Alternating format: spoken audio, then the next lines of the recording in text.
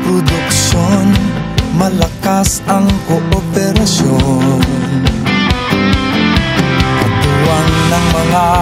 Ako si Jigo Dunig, 50 anyos ang panuigon, usa ka Vice President sa amuang asosasyon sa Balupa. Ang among asosasyon nakadawat og 165 ka mga manok nga gikan sa DE National Porky Program. Apan ang among manok nga naabot 148 lamang tungod sa kalayo sa mong lugar na namatay ang uban. Nadawat na mo among manok ni adtong November 2021. Pag-abot sa Disyembre, niabot ang bagyong Udit na binlan lamang may og 35 kabuok manok. So karon among gipaningkamutan, nakasurvive ang manok ni abot og 625. Aron mahibalik ang gidaghanon sa among manok, alas 4 na arkos ko ang kamalig sa payag aron pagka alas 5 manabod na ko, manawag na ko nila aron sa pagpakaon.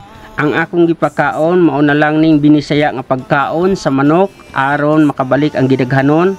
Akong tadtaran og madidi-agwa, tapos balanghoy og mais akong irambol. Kaluoy sa Dios gipanalanginan nilambo among manok sa amuang pagtinabangay. So human nilag kaon, manginom silag tubig, dayong yahay na silag panlakaw kay ako ra man ning gipalayaw. So human ako pagkaon sa manok, adto na pud ko sa akong umamag-ugmad na pud ko para na po ko'y katamnan og mga salagkot. Mais o kamuti, balanghoy, o na akong itanom o kaning apara, tapos mga saging. Ang among mga tanom ug ang among manok may among gikuhaan sa among panginabuhian. Gikan ko sa akong uma, alas 5 sa hapon, paulion na pud ako akong mga manok, aron pakanon.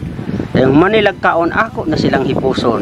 So sa pagpamuhi sa manok, dili nato malikayan nga adunay mga sakit-sakit. So akong gibuhat, ako ning gihimo nga magtadad ko og sibuying, og ahos, og luya, tapos akong isagol sa pagkaon aron ang manok malikay sa mga balaytian ug biskay ang ilahang panlawas. Kini mga manok ako ning gialimahan kay mao ni gipanguhaan sa panginabuhian namo og panginahanglan sa among pangaugalingon. Kini nga mga manok dako kay katabang sa akong uma, nakapa-eskwela ko duha ka high school o usa ka college o duha pud na ko ka elementary, nakapa-eskwela ko og tarong sa para sa akong mga anak nga makahatag ko nila og kaugmaon kay pobre ra kong ginikanan, maong naningkamot ko og nibarog ko para nga ang akong mga anak naa sila'y mga kaalam. Morning ang akong mga estudyante nakapabalon kog insakto ug ako ni barog kay isip ako ginikanan. Wa ko'y laing ikapabalon tungod kay publiko ang akong ikapabalon nila mauna lang jud ang kaalam. So ako dili ko maulaw kay akong grado grade 6 ra ko. So ang ako ang gihimo pag-focus to sa akong mga anak. Siguradong pagkain sa buong bansa, masaganang ani, mataas na kita, maunlad na buhay ng mga magsasaka at mga mangingisda. Sa ngalan sa amo ang asosasyon isip usa ka Vice President, nagpasalamat kami sa DE Porky Program sa mga proyekto nga ilang gihatag namo.